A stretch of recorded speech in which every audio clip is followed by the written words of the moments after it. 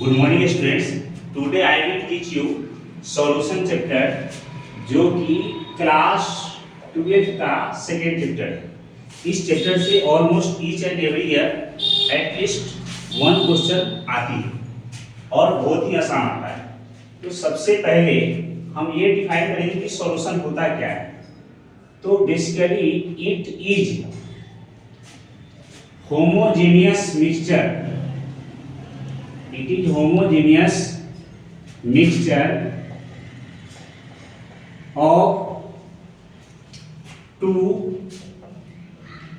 or more than two components। ये homogeneous mixture होती है टू और more than two components. I think you know that homogeneous means the mixture which having components are same throughout the mixture। इसका मतलब ये है कि component की क्वांटिटी जहां पे भी यूनिफॉर्मली हो उससे हम होमोजेनियस बोलेंगे। ये आप 9th-10th क्लास में पढ़ चुके हैं।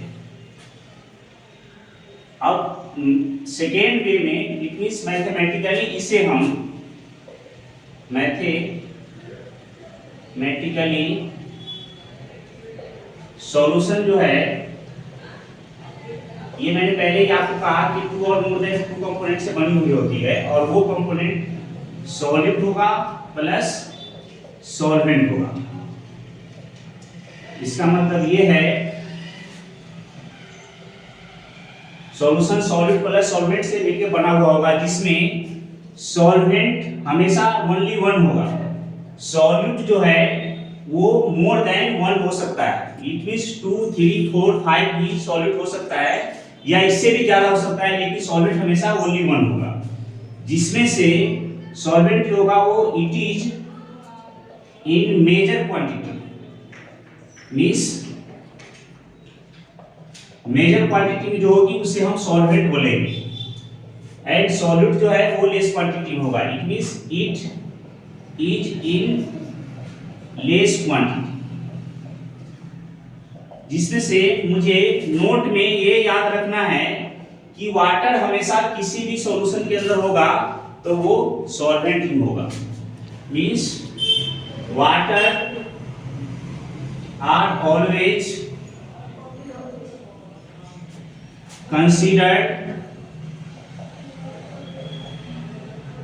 as solvent।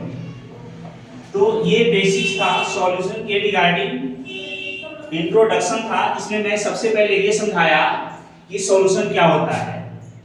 तो इसके बारे में फिर से रिपीट कर रहा हूं। It is homogeneous mixture. It means ये भी एक तरह का मिक्सचर है जिसमें कंपोनेंट की quantity through out the mixture same होगी। और उसके बाद अगर मैथमेटिकली इसे हम ड्राइव करें तो सॉल्यूशन सॉल्यूट प्लस सॉल्वेंट से मिलकर बना हुआ होगा, जिसमें सॉल्यूट लेस क्वांटिटी में होगी, सॉल्वेंट मेजर क्वांटिटी में होगा। और साथ में हमें ये भी ध्यान रखना है कि सॉल्वेंट हमेशा ओनली वन होगा, सॉल्यूट वन से ज्यादा हो सकता है। और फिर से हमें ये भी ध्यान रखना है कि नोट में वाटर अगर कहीं भी दिखाई दे या फिर कहीं भी मेंशन हो, इसका मतलब ये समझना है कि वो सॉल्यूशन का सॉल्वेंट है। तो इस तरह से हमने आपको सॉल्यूशन के रिगार्डिंग समझाया और मैंने बताया। आई होप आपको सॉल्यूशन के बारे में अच्छे से समझ में आ गई होगी। अब इसके बाद हम इस चैप्टर के नेक्स्ट टॉपिक पे चलते हैं, जो कि होता है कंसंट्रेशन टर्म। और ये कंसंट्रेशन टर्म आपको सेम जो यहाँ पे मिलेगी टॉपिक, वो मोल कॉन्सेप्ट में भी आपको 11th में पढ़ना रहता है। तो बिना कुछ देर किए हुए मैं अब आगे चलता हूँ और मैं आपको कंसंट्रेशन टर्म के बारे में समझाऊंगा।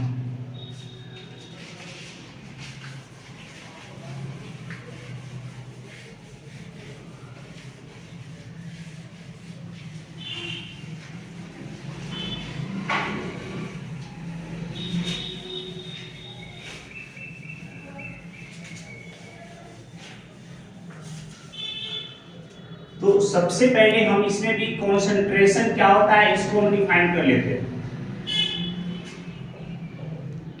तो यदि हम कंसंट्रेशन की बात करें तो in one word it is amount of solute present in the solution.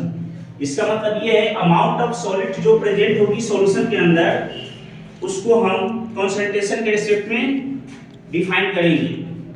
तो मेजर सबसे पहले नोट करवा दे रहा हूं, it is amount of solute present in solution. अब ये कंसंट्रेशन टर्म जो है वो टू टाइप्स की होती है, means there are two types of concentration term. मैं दो कॉलम बना रहा हूं और दोनों साइड जो दो टाइप्स के कंसंट्रेशन टर्म है उसके बारे में मेंशन करूंगा, ये इंग्लिश में आपको नोट करवाऊंगा। इस साइड में टेम्परेचर डिपेंडेंट कंसंट्रेशन टर्म के बारे में नोट करवाऊंगा और दूसरे साइड टेम्परेचर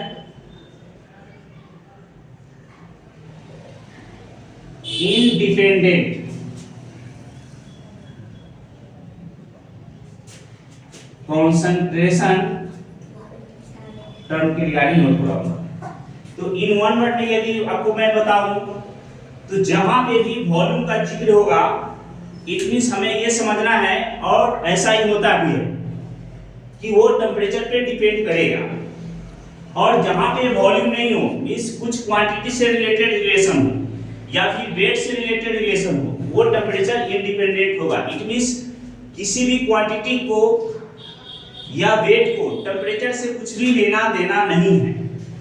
बट यदि मैं वॉल्यूम की बात करूं तो ऐसे में यदि हम टेम्परेचर को इंक्रीज करते हैं, जैसे मान लो हमारे पास 1 लीटर वाटर है और हम टेम्परेचर को इंक्रीज करेंगे तो वो वाटर क्या होगा, वेपराइज होना शुरू होगा, इट मींस वो गैस में कन्वर्ट हो जाएगा।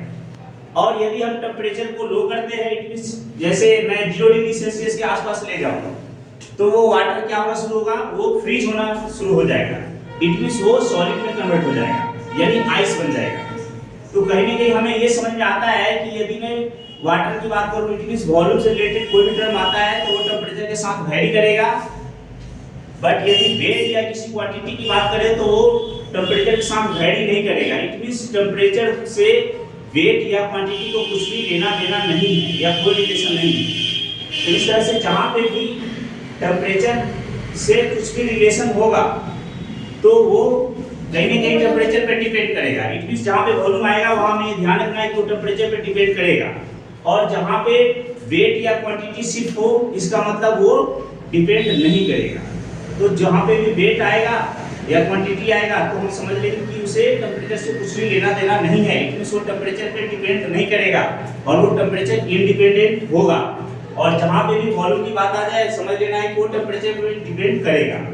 तो ऐसे में इसमें जो आएगा पहला मोलारिटी, दूसरा नॉर्मलिटी, तीसरे की मैं बात करूं तो वॉल्यूम बाय वॉल्यूम परसेंटेज, उसके अलावा नंबर 4 में वेट बाय वॉल्यूम परसेंटेज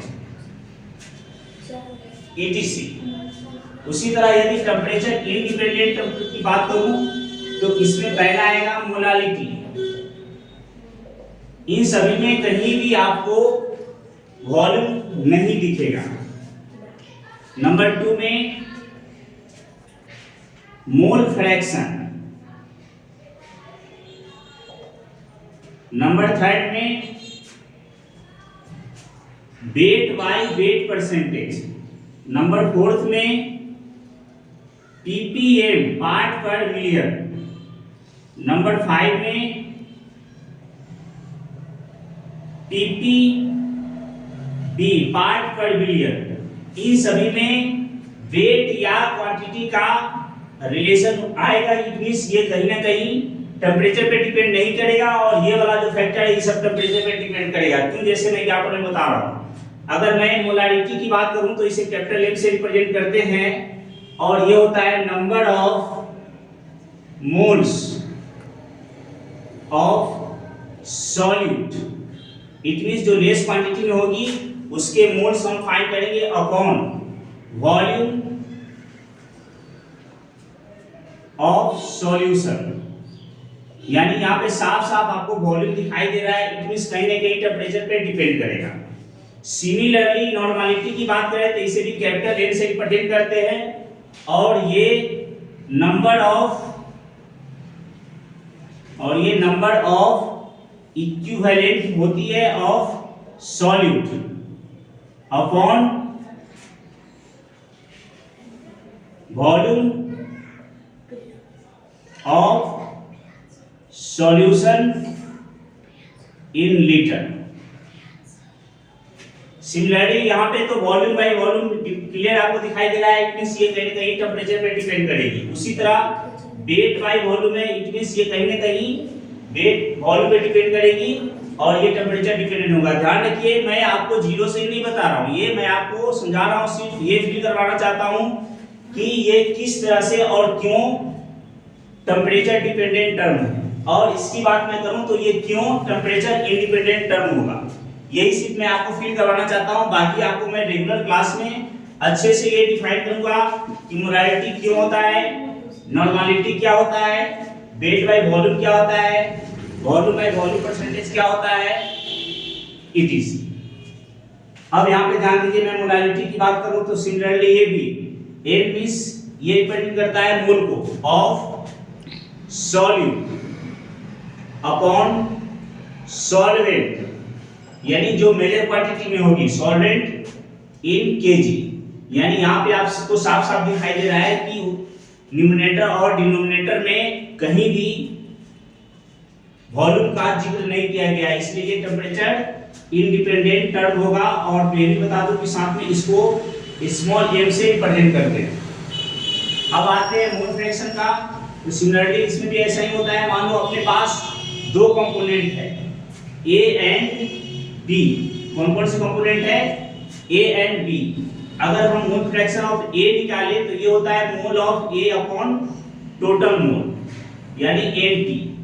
तो यहाँ पे भी आपको साफ साफ दिखाई दे रहा है कि यहाँ भी कोई वॉल्यूम का जिक्र नहीं किया गया है, इसलिए ये भी टेम्परेचर इंडिपेंडेंट कंसंट्रेशन टर्म होगा।